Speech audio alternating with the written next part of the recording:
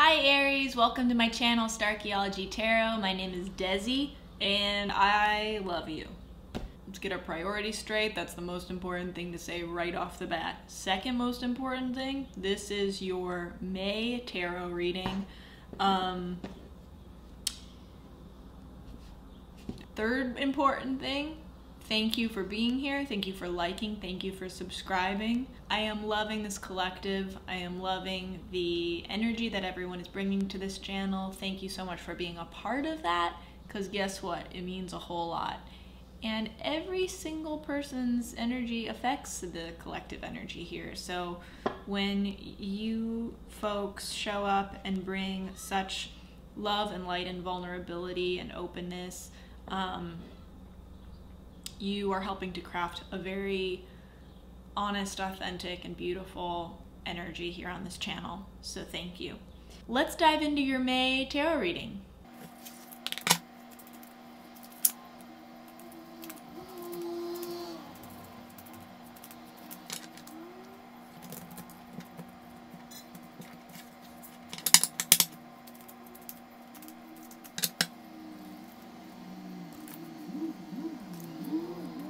Aries, some of you are involved right now with someone who is approaching a relationship in a somewhat light, potentially immature way. We have the Page of Swords, the Lovers, the Hierophant. While King and Queen cards emphasize a kind of maturity in tarot and wisdom, the younger cards, Pages and Knights, have a more immediate quality of conflict sometimes in them. And the fact this is a Page of Swords, some of you are actually involved. We have a Lover's card here, so some of you are actually involved in a relationship with someone who, at least mentally, is younger than you are. And this person, that's not necessarily causing a problem necessarily. At the bottom of the deck, we have the Nine of Cups, which is wish fulfillment and dream come true. So this all could be happening, not to you, but for you, for your greater good and your ultimate ascension. Page of Swords, for those of you for whom this is a good situation, this is someone who is bringing a kind of easygoing approach to your relationship. They're kind of a master at non-attachment and unattachment. And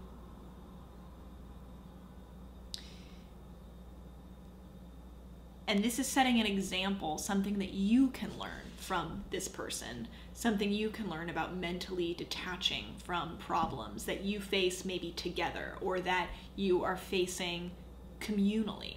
Because we also have the Hierophant here. So this could be about facing problems as a team with this person or being on the same side with this person, but together you are facing a much bigger communal problem, almost like a group mind or a greater dogma, greater belief system that you are questioning, where maybe you are more mentally invested in it and this person is just kind of mentally detaching from that dogma much more easily than you are.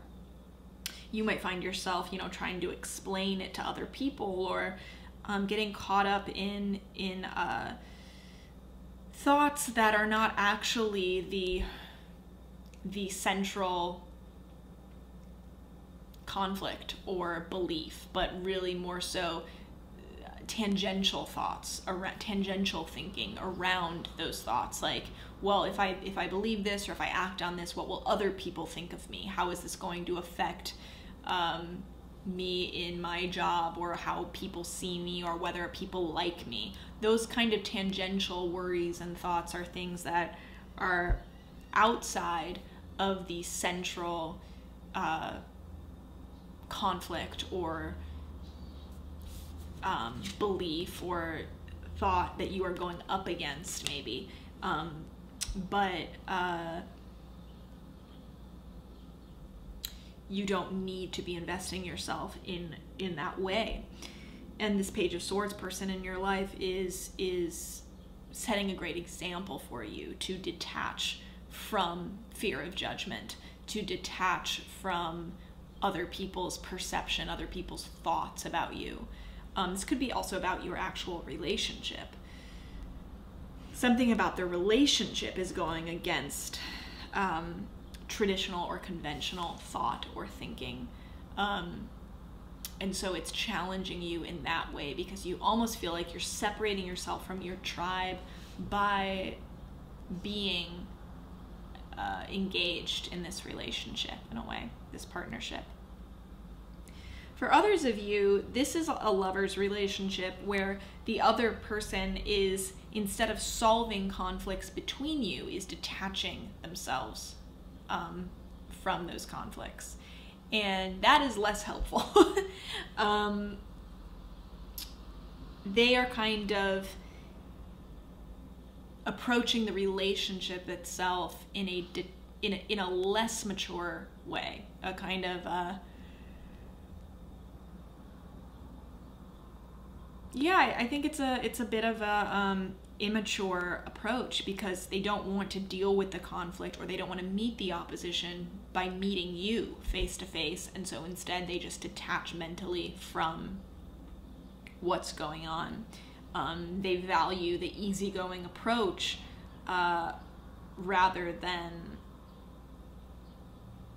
acknowledging and accepting the somewhat complex nature of life sometimes, perhaps dual nature of life sometimes. If the situation is one that calls for a more easygoing approach, and only you can answer this, Aries, I'm sure it's resonant with you if you can feel yourself not as unattached as you'd like to be, or investing too much energy in something. Your higher self knows when it would be more beneficial to be more easygoing and less attached to something. If that is the case, then there's also that part of you resonating with the truth of knowing this person is a teacher for you. The others for whom that's not resonant, you know that this person is not necessarily a teacher in that sense, but rather a teacher in that it is calling you to accept your maturity in this situation, your emotional wisdom and emotional intelligence in this situation, knowing that detachment is not a valid way of dealing with conflict, because it's just a form of escape in this case.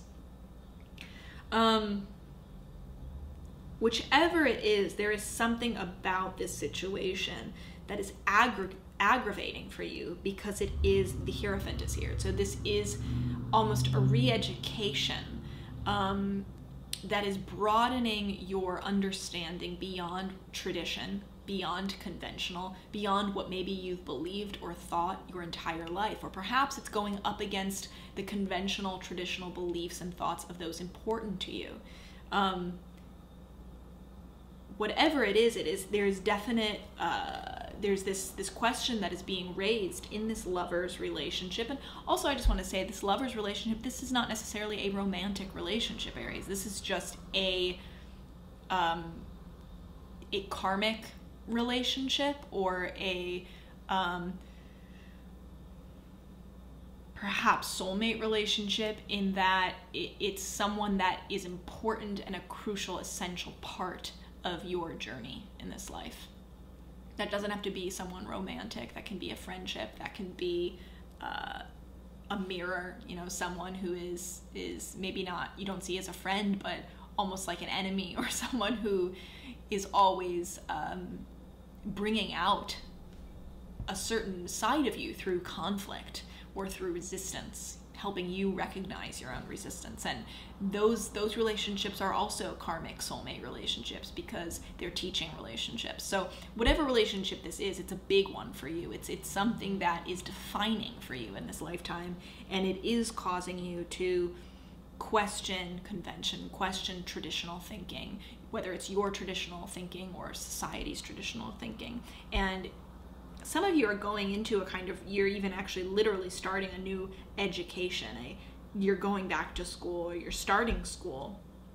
You're rethinking your job. You're starting some sort of new training. You're taking on a new class or something that is broadening your knowledge base, and also broadening your worldview and perspective. And so with that comes a natural outgrowing of old boundaries, of old understanding that we thought defined our world, understanding that only defined our world, until we realized the world is much bigger than that, more complex than that. 9 of Cups being at the bottom of the deck tells me that ultimately this is for your greater wish fulfillment. This is all serving some dream coming true for you, some wish being fulfilled for you. So even if it feels uncomfortable because you are facing the man, you're coming up against the man in some way, you're coming up against your tribe in some way, and feeling at odds with that traditional thinking or groupthink, even that conflict is happening for your greater wish fulfillment. It is serving ultimately what you say and feel it is that you really want. So know that it is happening for you, not to you. I would love to hear how this looks specifically for you, Aries. Please feel free to comment below and share with me if you feel open and vulnerable. It makes my life hearing from you.